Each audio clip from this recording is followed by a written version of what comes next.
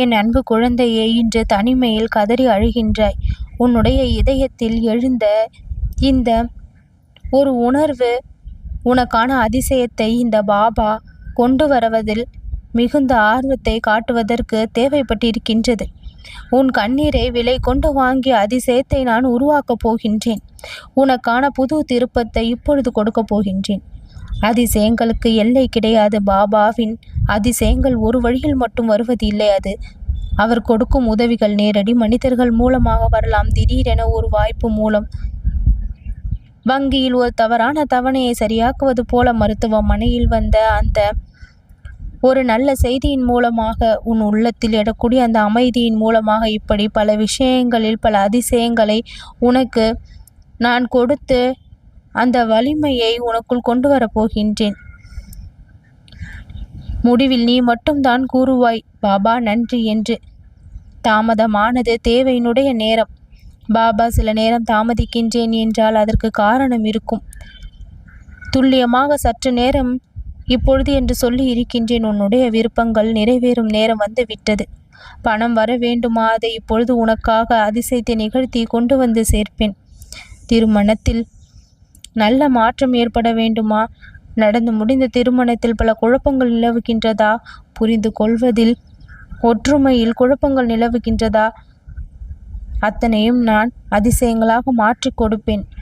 வேலை வாய்ப்பு, குழந்தை ஆசை, வீட்டிற்குள் அமைதி, எதுவாக இருந்தாலும் நல்ல அதிசயத்தோடு இன்றைய நாளில் உனக்கு அது கிடைக்கும். எப்பொழுது நீ மனதிற்குள் மிகுந்த நம்பிக்கையோடு சொல்வாயோ, பாபா நீ இருக்கின்றாய், நான் உன்னை நம்புகின்றேன் என்று, அதற்கான நேரத்திற்கு நான் காத்திருக்கின்றேன். முழுமையான நம்பிக்கை உனக்குள் உந்துதலாக பிறக்க வேண்டும். நம்பிக்கையில் வாழும் மனம் என்னை அழைக்காமலேயே அதிக சக்தியை ஈர்க்கக்கூடியது. உன்னுடைய எண்ணங்களை தூய்மையாக்கினால், நீ தூய்மையாக இருந்தால், என்னுடைய 1000 வாக்குகளுள் ஒன்று உனக்கான வாக்காக விளங்கும். திடீர் திருப்பங்கள் என்னுடைய கையெழுத்தால் கையெழுத்திடப்பட்டு உன் வாழ்க்கைக்கு இப்பொழுது வந்திருக்கின்றது. என்னுடைய இன்றைய செயல்கள் உன் வாழ்க்கையில் அதிசயத்தை ஏற்படுத்தும். இன்று சோர்ந்த மனதில் இருக்கின்ற நீ சூரிய ஒளி பாய்ந்து அழகாக பிரகாசிக்கக்கூடிய அளவிற்கு உன்னுடைய வாழ்க்கையில் வெளிச்சம் பொங்கும்.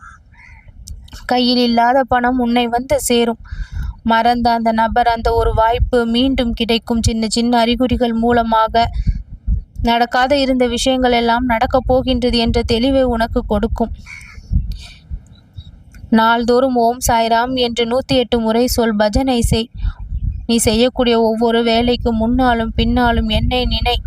நான் தான் உன் வழிகாட்டி, நான் தான் உன்னை வழி நடத்துகின்றேன், அதிசயத்தை நடத்தி தருவேன் என்று முழுமையாக நம்பு.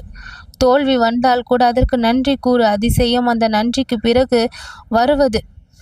ஒரு நாளைக்கு ஒரு நபருக்கு பாசமோ உதவியோ, உன்னால் முடிந்ததை செய். பாபாவின் பாதையில் நீ நட. அதிசயங்கள் உனக்கு நடக்கும்.